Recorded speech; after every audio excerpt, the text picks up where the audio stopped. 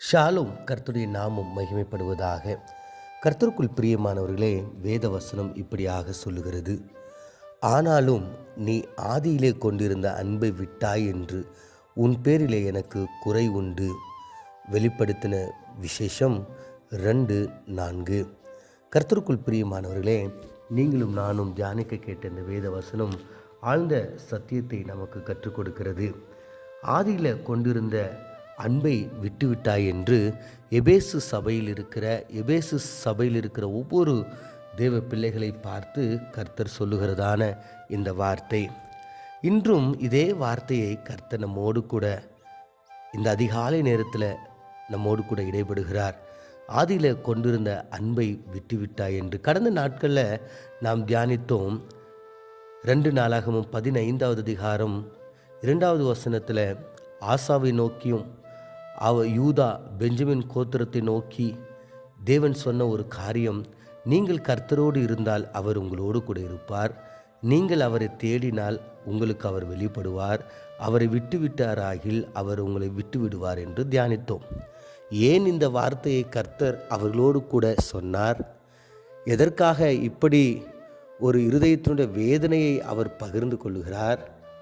ஒரு மாதிரி cut and ரைட்டாக ஆண்டவர் பேசுகிறார். நீ இருந்தனா நான் உன் கூட இருப்பேன், நீ என்னை தேடினா நான் உனக்கு கிடைப்பேன், என்னை விட்டுட்டுனா விட்டு வந்தார். அப்போ ஏன் இந்த வார்த்தையை ஆண்டவர் சொல்லுகிறார் என்று பார்க்கும்போது 14வது அதிகாரத்தில் ஆசாவை குறித்து நம்ம பார்க்கிறோம்.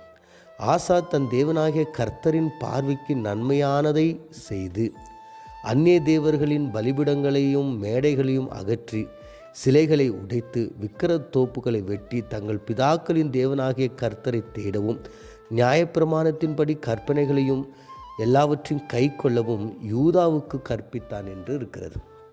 அப்போ பாருங்க, ஆசா தேவனுக்கு முன்பதாக, அதாவது அவன் ராஜாவாய் மாறின உடனே அவர் செய்த ஒரு காரியம், தேவனுக்கு விருப்பமான ஒரு காரியத்தை அவர் செய்கிறார், தேவனுக்கு சித்தமான காரியத்தை செய்கிறார். அதனுடைய விளைவாய் தேசம் 10 வருடம் சமாதானமாய் இருந்தது என்று அவர் சொல்லுகிறார். 7வது வசனத்தில் அவர் இப்படியாக சொல்கிறார், பட்டணங்களை கட்டி அவைகளுக்கு அலங்கங்களையும் கோபுரங்களையும் வாசல்களையும் உண்டு பண்ணி தாழ்பாலைகளை போட்டு பலப்படுத்துவோமாக. நம்முடைய தேவனாகிய கர்த்தரை தேடின போது சுற்றிலும் நமக்கு இளைப்பாறுதலை கட்டளையிட்டார் என்றான். அப்போ கர்த்தரை அவன் தேடினான். இஸ்ரவேல் மக்கள் யூத மக்கள் எல்லோரும் கர்த்தரை தேடினார்கள், தேவனுக்கு சித்தமான காரியத்தை செய்தார்கள். அதனால் தேவன் அவர்களுக்கு இளைப்பாறுதலை கொடுத்தார். ஆனால் இப்போ என்ன ஆச்சுன்னு பார்த்தீங்கன்னா, அவர்கள் கர்த்தரை தேடவும் இல்லை, கர்த்தரோடு கூட விசுவாசத்தில் அவர்கள் நிலைத்தும் இல்லை, கர்த்தரை விட்டு விட்டார்கள் என்று தேவன் அவர்கள் மேலே இருக்கிற அந்த வேதனையை தீர்க்கதரிசின் மூலமாய் அபிஷேகத்தின் மூலமாய் ஆண்டவர் பேசுகிறார்.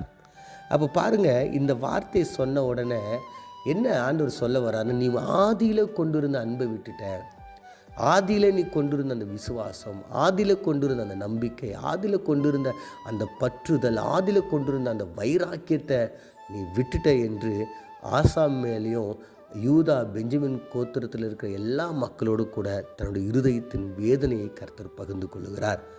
அப்போ ஆசா என்ன பண்ணுறாரு பாருங்கள், இவைகள் எல்லாம் கேட்ட உடனே அவர் என்ன பண்ணுறாரு பார்த்தீங்கன்னா, யூதா பெஞ்சமின் தேசத்தின் அனைத்திலும் எப்ராஹிம் மலை தேசத்தில் அவன் தன் பிடித்த பட்டணங்கள் எல்லாவற்றிலும் இருந்து என்ன பண்ணான்னு பார்த்தீங்கன்னா, விக்கிரகங்கள் எல்லாவற்றையும் என்ன பண்ணாரா, அகற்றி போட்டார் என்று வேதவசனம் சொல்லுகிறது.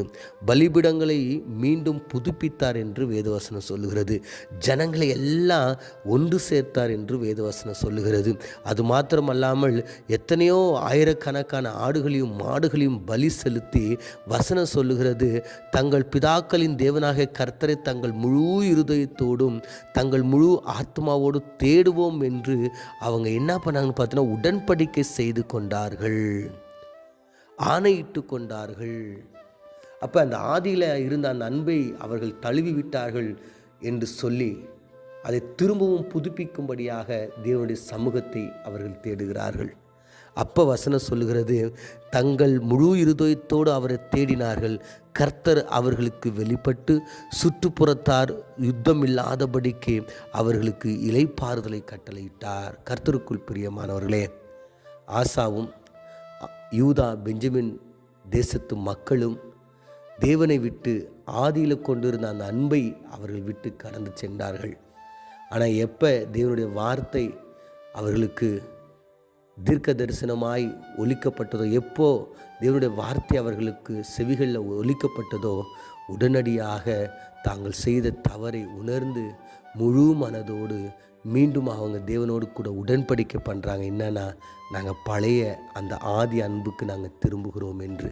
கர்த்தருக்குள் பிரியமானவர்களே, இன்று நீங்களும் நானும் ஆசா போல தான் இருக்கிறோம்ல. இன்றைக்கி நீங்களும் நானும் ஆசானுடைய தேசத்து மக்கள் போல தான் இருக்கிறோம்ல. ஆதியில் கொண்டு இருந்த அன்பை நம்ம விட்டுட்டோம்ல. அதில் நம்ம என்ன வைராக்கமாக பைபிள் படித்தோம், என்ன வைராக்கமாக பக்தியாக இருந்தோம், எப்படி நம்ம சர்ச்சைக்கு போனோம், எப்படி காணிக்கைகளை கொடுத்தோம், எப்படி நம்ம இருந்தோம். இப்போ நம்ம எல்லாம் விட்டு தமிழில் சொல்லுவாங்க, பழக பழக பாலும் புளிக்குன்ற போல் நம்முடைய பழைய வாழ்க்கை அது அந்த புதிய அன்பிலிருந்து, அந்த பழைய அன்பிலிருந்து நம்மை பிரித்து விட்டது. கர்த்தருக்குள் பிரியமானவர்களே, ஆதியில் கொண்டிருந்த அன்புக்கு நம்ம திரும்புவோம். கர்த்தர் நமக்கு உதவி செய்வார். கண்களை மூடி நாம் ஜெபிப்போம். எங்களை நேசிக்கிற எங்கள் நல்ல தகப்பனே, ஆதியில் கொண்டிருந்த அன்பை ஆண்டவரே நாங்கள் விட்டு விட்டோம். ஆண்டவரே, ஆசா ஆண்டவரே அதை நீங்கள் உணர்த்தும் பொழுது ஆசாவும் அவனுடைய தேசத்து மக்களும் ஆண்டவரே மீண்டும் அந்த அன்புக்குள்ளாக திரும்பும்படியாக முழு மனதோடு உடன்படிக்கை செய்தது போல இந்த அதிகாலை நேரத்தில் ஆண்டவரே நாங்களும் ஆண்டவரே உம்முடைய சமூகத்தில் நாங்கள் உடன்படிக்கை செய்கிறோம். மீண்டும் உம்முடைய அன்புக்கு திரும்புகிறோம். மீண்டும் அந்த ஆதியில் நாங்கள் உங்கள் மேலே வச்சுருந்த அன்பு, நீங்கள் எங்கள் மேலே வச்சுருந்த அந்த அன்புக்கு நாங்கள் திரும்ப எங்களை முழு மனதோடு ஒப்பு கொடுக்கிறோம். ஏற்றுக்கொள்ளுங்க. இயேசுவின் மூலம் ஜெபிக்கிறோம் நல்ல பிதாவே, ஆமீன்.